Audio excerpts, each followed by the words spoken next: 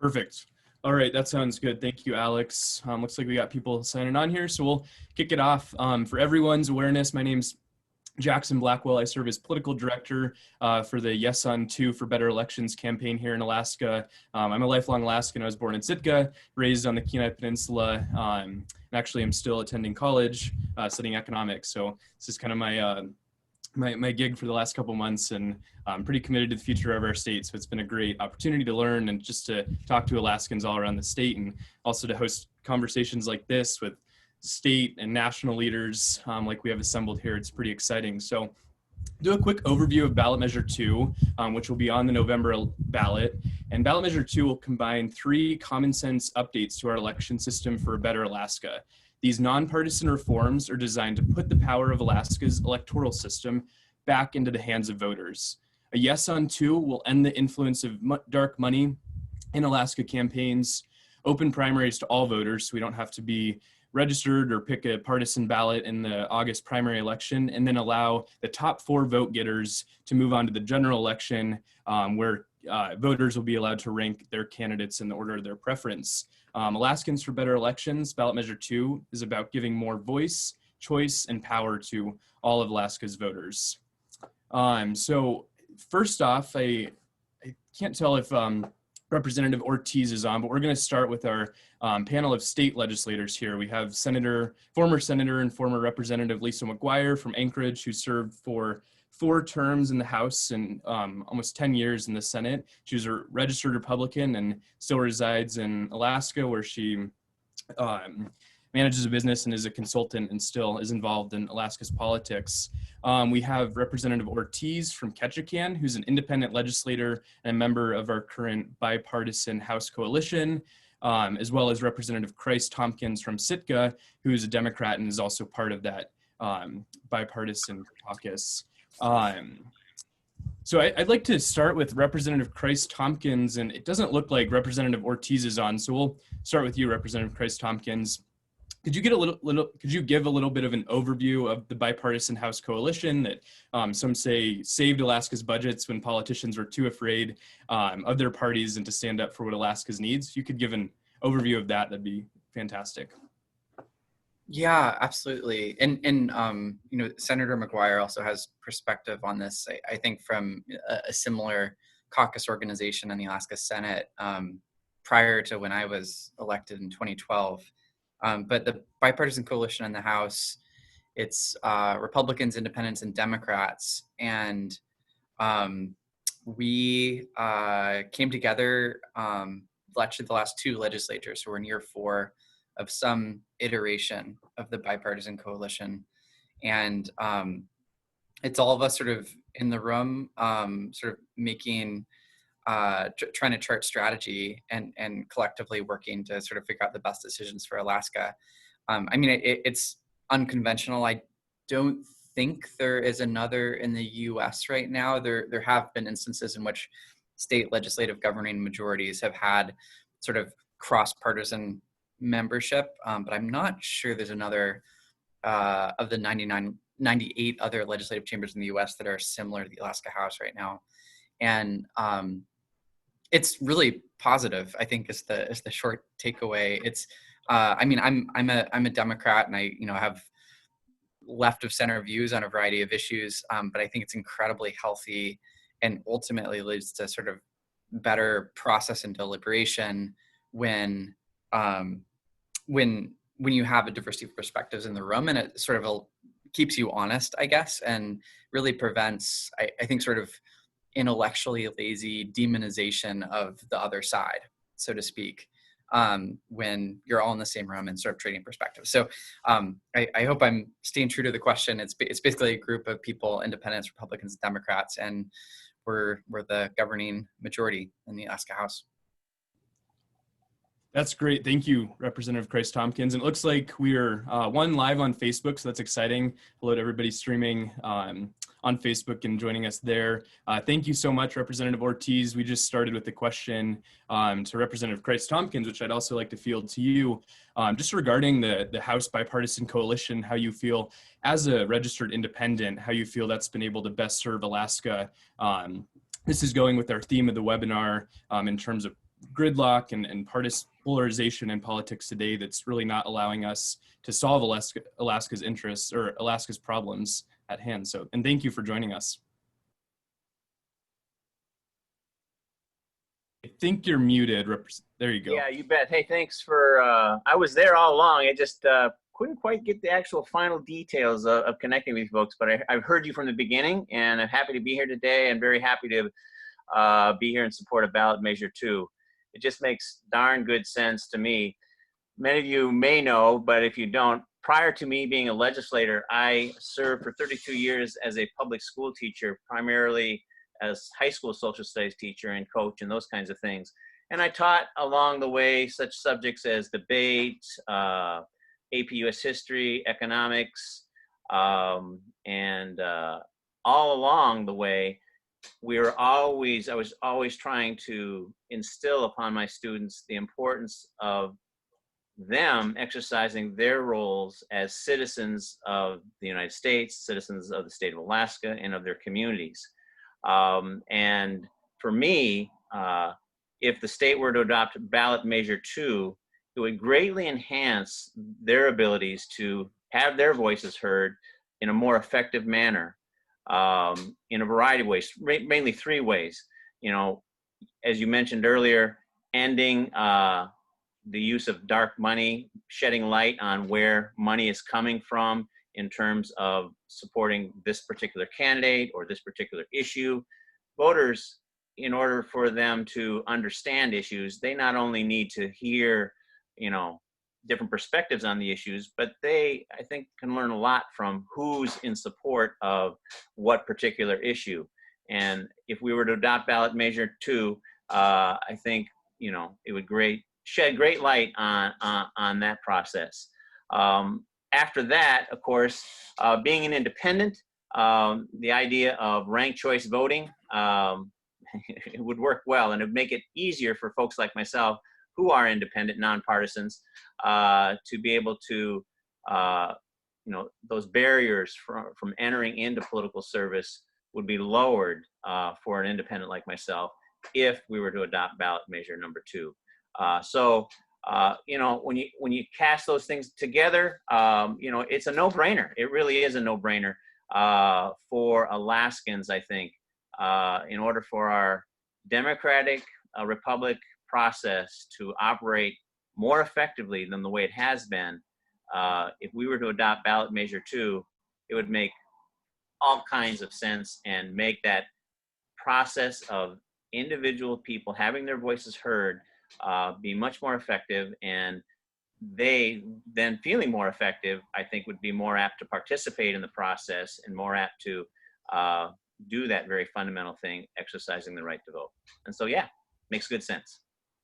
No, that's fantastic. I couldn't have said it any better than myself. And I think an interesting statistic to point out too is more than 63, as of July of this year, more than 63% of Alaskans choose not to identify with either major political party. I believe that's we're the largest of any state in the country with that metric, which I think is pretty exciting and just speaks to our independence as Alaskans and, you know, independence as voters and really wanting to do what's best for our state and put party politics aside sometimes and just solve these problems.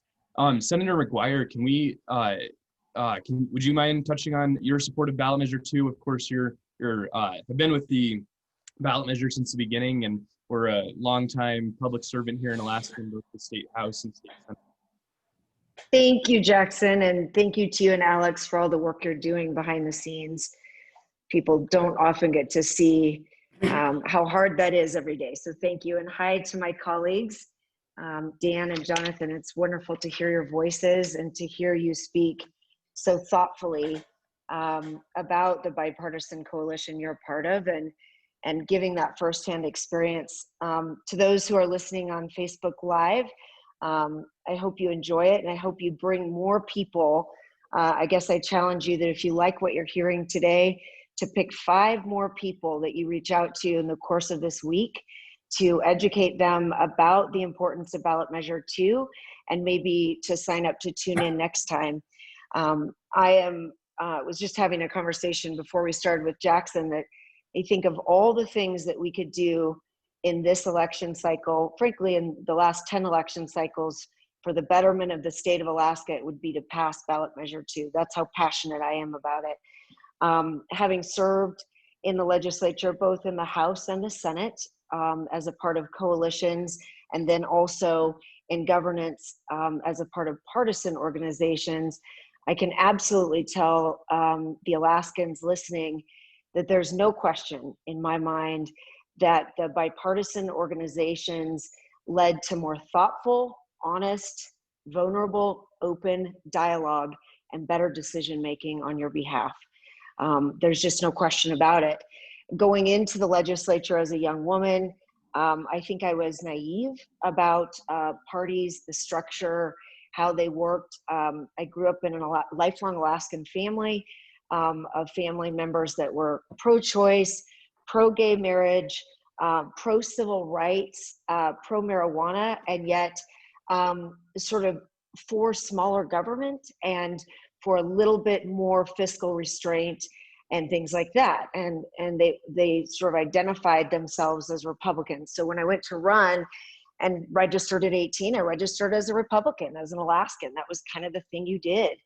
And it wasn't until I really started serving that I understood in the very first term that the fact of that party identification, that label itself, and then the pressure that came from those party officials was going to be a challenge for me in order to lead in the way that I thought was right for the citizens of my community. My community made up of roughly 61% at that time, nonpartisan, undeclared, and independent Alaskans who wanted the best thing. And so I just think as we move forward, you know, Jonathan, you spoke eloquently, and so did you, Dan. I love the bit about teaching on this and what you were talking to students about. I think if you want more thoughtful leadership, I think if you want to restore faith in our government and improve and renew the civic connection that individuals have to those who stand in their shoes to lead, and I think if you want to remove corporate influence, so-called dark money, and dark for a reason, because it sits outside of the light, and want to have more open, transparent understanding of who's contributing to government officials' elections, re-elections, or for the new people running, I think you want to vote for this. And I could go on and on, but thank you very much for having me today on the panel. That's great. Thank you so much, Senator McGuire. I'd like to turn it over now really quick to Governor Weld. Thank you so much for joining us today. I think it's a great pivot going from Senator McGuire to you, having served as a two-term governor of Massachusetts, elected in 1990 with 50% of the vote, and then re-elected in 1994 with 71% of the vote. So of course, under ranked choice voting, that the proposal we're putting forward, it's exactly the sort of support we're looking to see from our elected officials. And of course, in 2016, you and Gary Johnson set the record for the Libertarian Party's best ever electoral results. How do you think ranked choice voting could have potentially changed the outcome of that election had this reform potentially been implemented nationwide?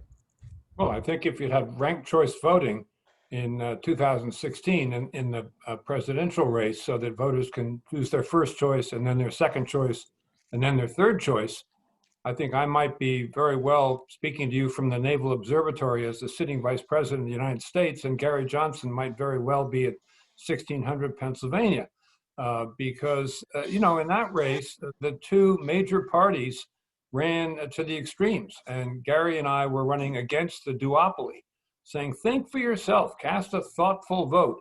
And we thought we had a big four-lane highway up the middle because we were fiscally conservative and socially welcoming and tolerant and open and all that stuff. I appointed the woman who wrote the opinion for the Supreme Court of Massachusetts holding gay marriage is constitutionally compelled. And that went to the Supreme Court, and it's now the law of the land. But my politics are very much like Senator McGuire's. And the wonderful thing, the reason I'm so much in favor of ranked choice voting, and I've had 25 years of experience voting in Cambridge, Massachusetts, a system which in mass is called proportional representation, but it's the same thing. And it was important there because we had a narrowly divided 5-4 city council, and you could vote for your favorite, and then there was sort of block voting for a 19-year-old Buddhist that no one knew what he was going to vote for, but he got kind of a following, and it just, the voters feel much more engaged. It's more fun voting with ranked choice voting or proportional representation, where you can you're casting more than one ballot. And as you know, in the state of Maine, a congressional seat did change hands in the last cycle because the candidate who was ahead in the beginning, I guess, had run, they were both good candidates, but had run a slightly more, Republican-only race. And so the Democrat won the seat when the second choice votes were counted. And, I have visions of a situation where both parties, under the influence of hyper-partisanhood, could run to the extremes. And how many Trump voters do you think would have picked Hillary Clinton as their second choice? 0. How many Hillary Clinton voters would have picked Donald Trump as their second choice? 0. So Gary Johnson might have gotten enough votes to be president of the United States, and that, needless to say, doesn't horrify me. I served as a Republican governor with Gary, thought he was a very good governor, got a good head on his shoulders, and our positions were our positions. We were for cannabis reform. Not everybody's dish of tea, but we were right out there in the open on it. And when people did think for themselves, we hoped that they would break the duopoly, but the influence was just too strong. And I agree with those who say that even ranked choice voting by itself would undercut the influence of money and in politics, and people just raising enough money to hit their magic number. And that's all Mr. Trump is doing. He just wants to hit his magic number. He has no influence in going past his base. He's not reaching out to anybody, not trying to broaden his coalition. So he wouldn't have a snowball's chance in hell with ranked choice voting there, because he's a lot of people's passionate first choice, but he's nobody's second choice. So I'm all in favor of it. That's great. Thank you, Governor. Well, I'm channeling my campaign manager when we talk about under the current system, right? Oftentimes we get the exact opposite of what we want. And that definitely may have played out in 2016, depending on which side of the aisle you're on. But could you talk a little bit about why you think the two major political parties have so much influence and control in our country present day, and what that means for the average voter, especially from your perspective, having... Well, I think it's very unfortunate that the parties have been driven to the extremes. I think it started in the modern era in 1994, and it just, because of partly hyper-partisan redistricting, it came to be the fact that the only way you were going to lose your seat in Congress, I'd be interested to hear what my good friend, Representative Beyer from the great state of Virginia, has to say about this. But, when Newt had been in office 6 years, the only way you were going to lose your seat was in the primary. Someone running to your right if you're a Republican, and to your left if you're a Democrat. And we've seen that play out, even more so in recent years. So that's one trend. Another is big money, just raising the nut of money that you think is going to be enough to get you to the magic number, to the most votes in the primary. And in a lot of lower down elections, you have five candidates. In Massachusetts in the last 2 cycles. We've had in the cycle 2 years ago, the winning candidate won by 52 votes. She got 21.7% of the vote. In this last cycle, in the Democratic primary in the 4th congressional district, something like that. It means that 80% or 70% of the voters are not getting their first choice. There's other people would be holding those seats if we'd had ranked choice voting, because they ran more centrist campaigns. And I think we want to encourage that. So it has an influence potentially, in fact, very obviously, not merely at the presidential level, but at the congressional level in the primaries particularly. And states like California have experimented with having more people get into the final, the final election And I think that's a healthy thing too, for the same reason. That's great. Thank you again. I would love to now toss it over to Congressman Beyer, who's currently serving his third term as the U.S. Congressman from Virginia's 8th District, and he serves on a few committees, including the Ways and Means Committee, the Science, Space, and Technology Committee, which he mentioned he had a hearing on this morning. And then he's also the co-chair of the New Democrats Coalition on the Climate Change Task Force, and served in the Obama administration as the ambassador to Switzerland. Congressman Beyer, thank you so much for joining us this morning. Could you talk a little bit about, similar to what Governor Weld talked about, just why you think we are so divided and coming at it from a current elected officials and a registered Democrat? Could you just touch a little bit on that, please? Sure. And Jackson, thank you for the invitation. It's fun to be on with Governor Weld, whom I've admired for years and years and years. And Governor, you sound very much like a Virginia Democrat, which is fiscally responsible and socially open and progressive. So. It's one of my adoptive states, Fauquier County, the red clay country in the foothills of the Blue Ridge. It's a beautiful place. And I went to school in Massachusetts, a couple of different places, and loved it there. So, and so I just want to pile on to everything the governor's just said. In Virginia, the initiative number 2, we don't have any dark money. It's $99 and over has to be disclosed. So, which may be one reason we're the only state east of the Mississippi that's never sent a statewide officer to prison. We got pretty close with Governor McDonald, but the Supreme Court saved him. And we have open primaries. In fact, we don't register by party.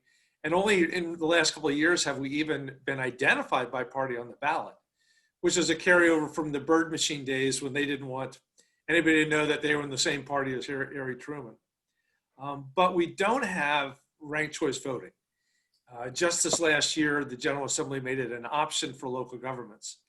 And I got my wake-up call when my youngest called me from Rice University in the middle of the night to say, "Dad, have you ever heard of Duverger's law?" I was like, "Nope." He said, was a French political scientist who pointed out that plurality voting with single-member districts, which is what we have in the U.S. House, inevitably leads to highly polarized two-party systems, which is exactly what we have in the House. And the way you overcome that is with ranked choice voting, and in the case of the House, probably multi-member districts. Ranked choice voting just makes so much sense because somebody actually won the Nobel Prize in economics in the early 1950s for the idea of ranked choice voting. I should tell you who it was, but I don't remember. My two favorite examples are in my city, Alexandria, Virginia, right across from the Capitol. A couple of years ago, we had a Democratic primary, and we had an outlier candidate who got 37% of the vote, and 2 mainstream candidates who split the other 63%. Nevertheless, if it had been ranked choice voting, she would never have won. Instead, she went on to become mayor, and the 1 to 6 vote, the one person in the 6 vote thing for the next 4 years. Governor Paul LePage in Maine, who is widely considered to be the Donald Trump of governors, won twice with 37% of the vote, when 63% of the people in Maine didn't want him. Ranked choice voting is simple math, simple game theory, that it maximizes voter preference. But as Governor Weld said too, right now in almost every Democrat or Republican primary, at least for the House, you run for the extreme within your own party. You know, if there are 10 candidates, you try to be the most liberal or the most conservative. And then after you get elected, you spend most of your time looking over your shoulder to see who's going to run at you from the more extreme part of your own party. We've seen that this year, where a number of more progressive people have knocked off more moderate Democrats. And over the last couple of years, a number of more conservative Republicans doing the same thing. With ranked choice voting, there's a huge incentive to run for the center rather than the extreme. And I think that's just a really good thing. And the center becomes a lot more important. But there's a couple of other things that really are attractive. Number one is that every place you've done ranked choice voting, you send that people need to raise less money. And you think about how much time we spend in politics calling people and begging for dollars. To reduce the role of money is really powerful. Why is that? For two reasons. Number one, negative campaigning is very unhelpful with ranked choice voting. Because if you have a choice between 3, 4, 5 people and you can rank them, whoever goes negative falls to the bottom. You've seen the murder-suicide things again and again. My favorite example is the Iowa caucuses in 2004, when Dick Gephardt went after Howard Dean, and they were 1 and 2, and they finished 3 and 4 because of the murder-suicide. So you don't go negative when there's ranked choice voting. And if you don't go negative, you need a lot less money. The other big deal is that all of a sudden you can get a lot more women, a lot more people that are diverse, not just of color, but with disabilities, things like that. I look at my Republican pals in the US House. There are 200 of them. There are 13 women, 3 of whom are retiring, 1 African-American who's retiring. They all look like Governor Weld and me. They look like white men. And when you do it one person at a time. They think the same way. Yeah. When you do it one person at a time, a Republican white man's going to win. But if you have to put together a ticket of 3 with ranked choice voting, you're far more likely to include women, to include people of color, to include people across the age range. And it gives us the diversity that our society needs. And sometimes it's a little hard to explain, but once people do it, like in Maine, people really start to like it. So Jackson, I'm all in for it. That's excellent, Congressman Beyer. I'm wondering if you can touch, I know you do a lot of work and you're, I believe, a member of the Climate Solutions Caucus, and potentially how under some of these national reforms, I believe there's a similar reform occurring in Massachusetts that I believe is also Ballot Measure 2. Under some of these reforms that might occur in other places in the state, and hopefully when Ballot Measure 2 passes here in Alaska, when you might start to elect these more representative legislators in potentially the more moderate middle, hopefully more representative districts, how do you think that gives a space for bipartisan working groups and bipartisan legislators to come together and tackle issues such as climate change or other some of these big ticket issues? You know, I'm sure Governor Weld saw this in Massachusetts and when you were running nationally, but the explosion of social media has really made it difficult to vary from the party line. You know, I've often, we try to do every bill that I sponsor, we start in a bipartisan way. And sometimes it doesn't work, but mostly it does. But if you try to get something that's a hot button issue, like a really moderate position on gun safety or on taxes or on elevating women or whatever, and you go to the Republican thing, my pals will say, I'd love to do this and I agree with you, but I will get killed on social media if I come out. And the same thing on the Democrats. The second day I was there, I voted for, I think it's a 30-day relaxation of some timetable that came out of Dodd-Frank. And this is supported by all my business constituents and my moderate Democratic friends. My wife got emails for weeks about her husband was destroying the Dodd-Frank bill. He's going to repeal the entire thing. So there's a huge hyperbole exaggeration that comes from it, which you get afraid of if you have to run to the extreme within your party in order to survive. With ranked choice voting, you can be more sensible or more moderate, trust the voters as a whole rather than the relatively narrow people who decide the nomination. So Jackson, I have a related point, if you don't mind. Go ahead, sorry, I was on mute. I have a high opinion of an organization in Congress now called the Problem Solvers Caucus. It's organized by a group called No Labels, founded by a woman named Nancy Jacobson. And they have, I think 50 members now, equal numbers, Republicans and Democrats. And they take centrist positions. All of these people are centrists. And they have a rule that binds them, which is if 75% of them agree on a position on an issue, then all of them agree to vote with that issue.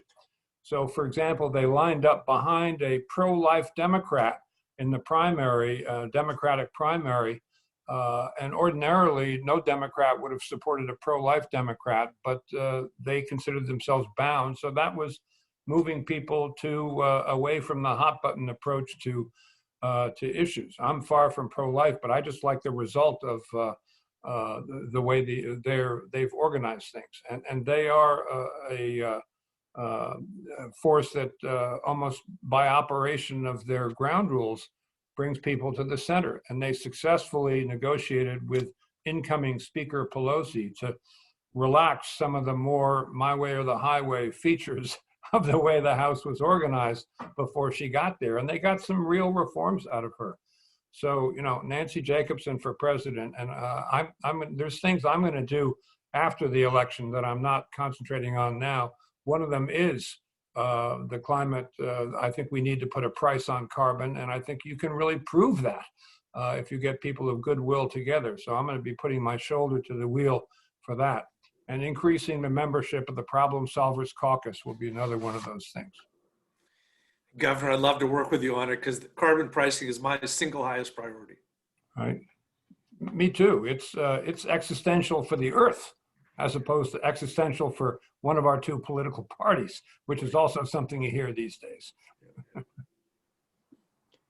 Awesome. That's great. Thank you both for that phenomenal dialogue. I think there's a couple good points we could touch on, especially as they play out here in Alaska with our current House majority bipartisan caucus. So Representative Kreiss-Tomkins or Ortiz or Senator McGuire, was there anything that the congressman and governor were talking about that particularly spiked your interest, or anything that resonated currently playing out in Alaska underneath our bipartisan majority caucus? I think just one comment I would make, speaking to Congressman Beyer's observation that the current primary structure really incents you to run to the political extremes, be it left or right, in Democratic or Republican primaries respectively. I think we're increasingly seeing that in Alaska, and what we saw last month, where a number of really incredible statespeople, longtime legislators, were challenged from political extreme, mostly on the Republican side of the equation, was a real eye opener, I think, for a lot of Alaskans. And I would love to have seen that same election be administered under Ballot Measure 2 and see if and how the outcomes would differ. If there was a broader portion of the electorate voting, and if there was a electoral system that maximized voter preference, as Congressman Beyer spoke to. So I think what we saw last month here in Alaska was a real proof point that we may need to take a look at things. If I could pile on too, because I have the former governor of Massachusetts with me. One of the examples I use for ranked choice voting and multi-member districts in the House is poor Massachusetts, that has 9 members of the House, every one of them a Democrat, when we keep electing Republican governors, and we know that a third or more of the state is Republican. You can get rid of gerrymandering in one fell swoop for the U.S. House if you go to ranked choice voting with multi-member districts. And one of the things that people often don't know is that the U.S. House was multi-member district till 1843. And that was only, and then when they moved away from it. When Jeanette Rankin was elected the first woman member of the U.S. House, she was in a multi-member district that included Montana and Wyoming. They actually crossed state lines. So there's a lot of good stuff that we can do. We just haven't done it yet. That's fascinating. Thank you. And here in Alaska, last week we released a round of endorsements, and we'll keep doing that the next couple weeks, but included our independent Speaker of the House, Bryce Edgman, a Republican member, a Republican state representative from Kodiak, Louis Stutz, and then a Democratic senator from Anchorage, Tom Begich. So it really just speaks to the bipartisan nature and really nonpartisan goal of these reforms. Representative Ortiz or Senator McGuire, I wanted to turn it back over to both of you really quick and see kind of what your thoughts are on the conversation that's occurred over this last half hour, and if you have anything for the group and for those tuning in with us. Sure, I'll just jump in and say I echo thank you so much, Governor Weld and Congressman Beyer, for joining this and helping support us here in Alaska to move forward in the right direction. I really liked the comment about ranked choice voting, moving the incentive for those who are running to run toward the center. And I think that's at the heart of what I experienced in the times where it got more and more partisan, which I left in 2016, just on the precipice of another really partisan run.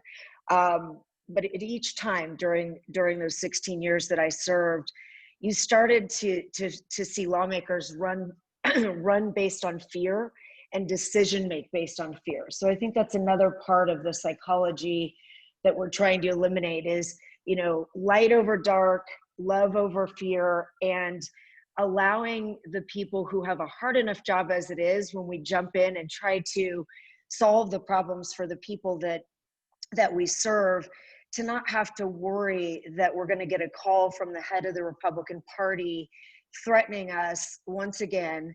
And I think it was Governor Weld that brought up, that it's the party that usually is the threat. I managed to win overwhelmingly in my generals, even in the 70th percentile, but my primaries were always hard for me. And I think that fear runs with you as you serve, particularly in the House of Representatives, where you are Representative Kreiss-Tomkins and Ortiz. You're running every 2 years. And that already inhibits your ability to truly lead and work on thoughtful, for example, fiscal policy for the state of Alaska. Very complicated subject, whether or not we're going to tax, whether or not we're going to adjust the permanent fund and so forth. And if you're running every 2 years, not only do you have to face that fact, but in a partisan system, there's just more fear, more rhetoric. And I just want to thank you guys for being on here today and showing some other examples, some national examples of where having these more open systems does lead to better governance. Excellent. Thank you, Senator McGuire. Representative Ortiz, any thoughts? Well, hard to follow the eloquent comments of my two colleagues, Representative Kreiss-Tomkins and Senator McGuire. They both really did hit the nail on the head with how, if we were to adopt Ballot Measure 2, how it really would change things and change the process of how we as people who aspire to public office, how we actually gain that particular position. The analogy of love over fear that Senator McGuire just used, it just captures it. So much of,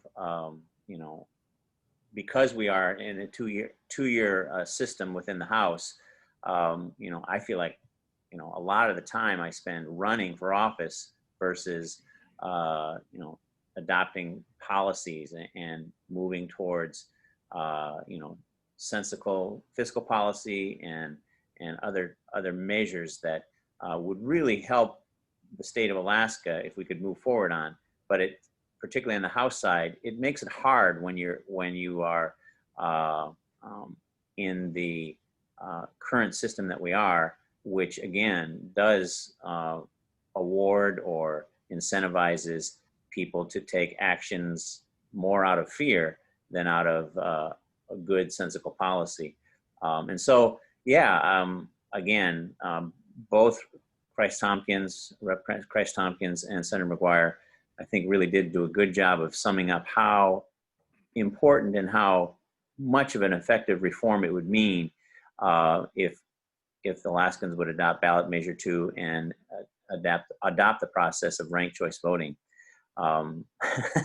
As an independent and a centrist by coming into the game, a measure that would help those folks' chances, obviously I've got to get behind. So anyway, I don't really have much more to add other than that. Excellent. Thank you, Representative Ortiz. This has been a phenomenal panel, I have to say, as a young person, as a lifelong Alaskan who's interested in public service and public policy, learning from all of you and hearing your takes on these important issues has been really inspiring. So just thank you all for being here and taking the time today. I did want to pose one question to the group that we got in the Q&A chat box. And so, of course, under Ballot Measure 2, it'll be an open primary. You pick your top candidate regardless of party affiliation, and then the top 4 vote getters will move on to the general election, which is where ranked choice voting will be implemented. I'm just curious if any of you have thoughts, and pose this to any of you, on that top 4 primary to ranked choice voting and how that might open the field instead of potentially a top 2 system or just ranked choice and doing away with the primary. If you have any thoughts on that particular piece of this reform. Well, I'd be in favor of it. And the only thought I'd leave you with is I think when you do have ranked choice voting, voters feel empowered. By definition, they have more power when they can select the first choice, the second choice, and know that it'll count. And they have more fun, and you'll probably get more people voting. And this is a big issue in the current presidential race because Mr. Trump, who's often correct about his analysis of situations, sometimes by mistake, but he said the more people that vote, the more likely I, Donald Trump, am to lose. So I don't want this vote by mail. I want to have the fewest number of people vote. And Mr. Trump, give him credit where it's due. He says the quiet part out loud, and I think having that greater electorate. I'm strongly supporting vote by mail campaigns, and we'll be doing so in the battleground states between Mr.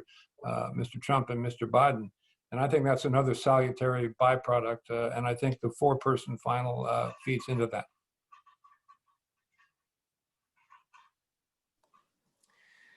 A point of history too, in Virginia, we were run for 40 to 50 years by the Bird machine, which was premised on 10% voter turnout.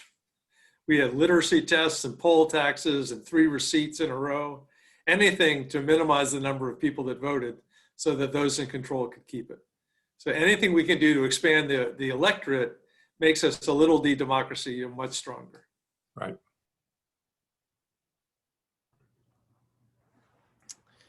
Excellent. Well, thank you all again for being here. We're coming up on 45 minutes, and I know you're all very busy. But I just wanted to open up one last time if any of you have lingering thoughts or any last support of Ballot Measure 2 you want to share with our folks. It looks like we have a few dozen people tuning in on Facebook and a few dozen people here on Zoom. So just thank you to everybody for taking time out of your days to learn more about Ballot Measure 2. So yeah, if anybody has any closing thoughts, we'd love to hear them. Otherwise, I'll go ahead and wrap things up.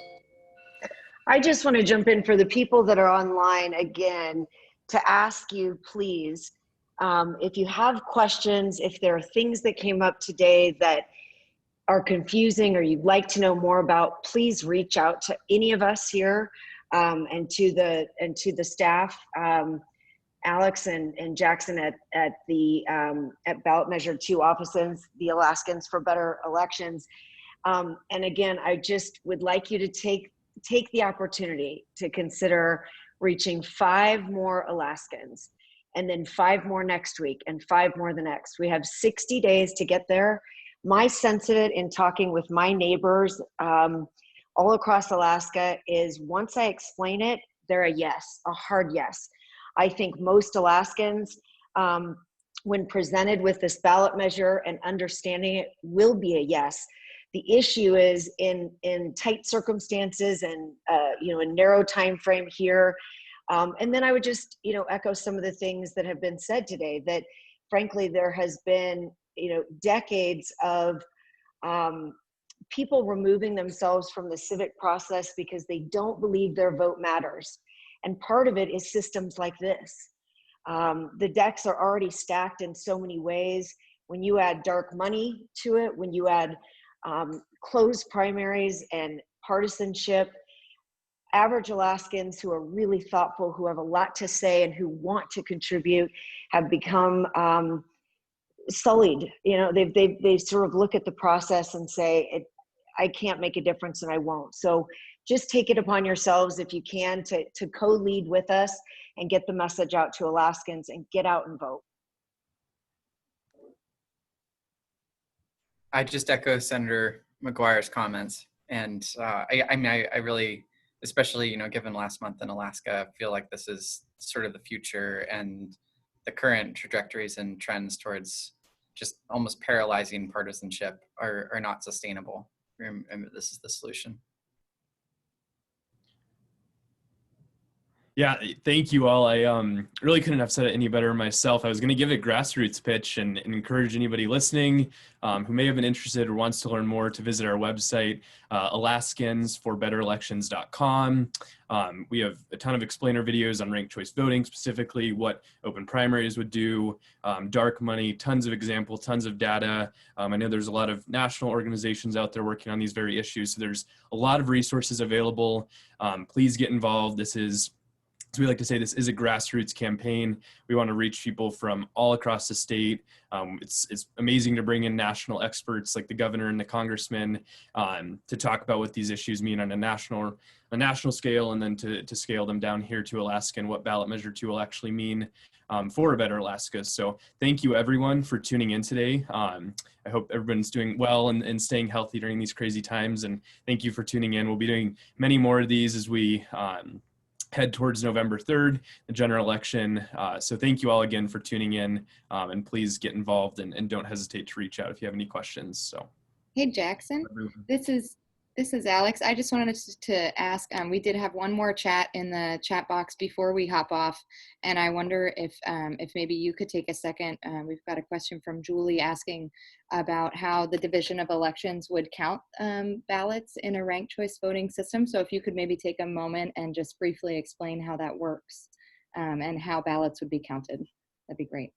Yeah, definitely. Thanks, Alex. I know it is Scott Kendall, our campaign counsel. He's usually on these and touches on these, but he served on the Elections Commission under former Governor Walker when they actually upgraded all the systems. And under the current Alaska Division of Elections, all of our ranked choice or all of our election tallying machines are all suited to count ranked choice ballots, and there will be a paper trail of every ballot counted, and you could go through and as simple as counting 10 ballots and organizing them underneath a ranked choice voting election. So I definitely did not do that question as good of a job as Scott does answering it, but suffice it to say, Alaska Division of Elections, their system and software exists to count ballots underneath a ranked choice voting system.